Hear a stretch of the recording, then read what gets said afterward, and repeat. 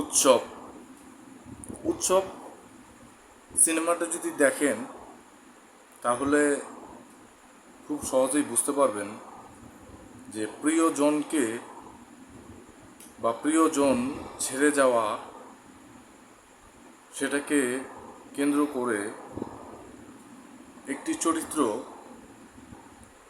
কি পরিমাণ নিচু কাজ করে ফেলতে পারে কোনো কিছু ভেবে না চিন্তেই,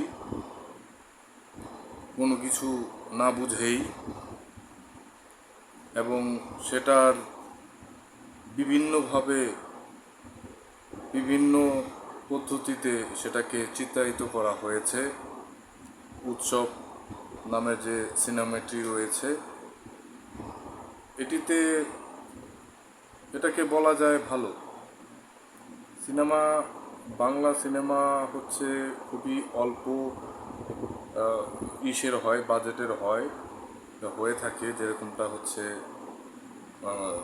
মোটামুটি আমরা দেখে থাকি।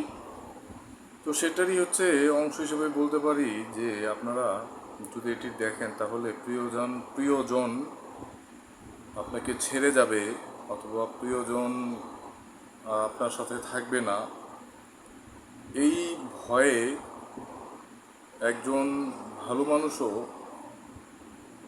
একজন সদ্য বিবাহিত দম্পতির মধ্যে কিভাবে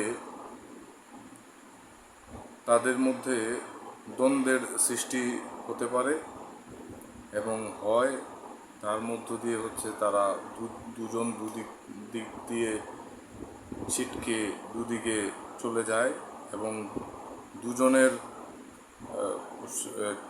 দুদিকে চলে যাওয়ার পরে তাদের মধ্যে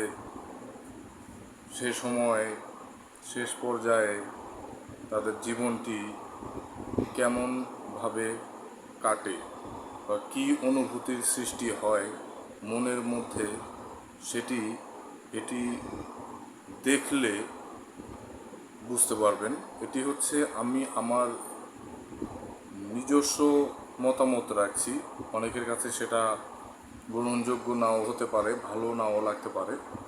এটি আমি আমার কথা বলছি, অনেকের কাছে এটি ভালো নাও লাগতে পারে। তবে সিনেমা হচ্ছে মানুষের সমাজের কথা বলে। ধন্যবাদ যারা শুনছিলেন।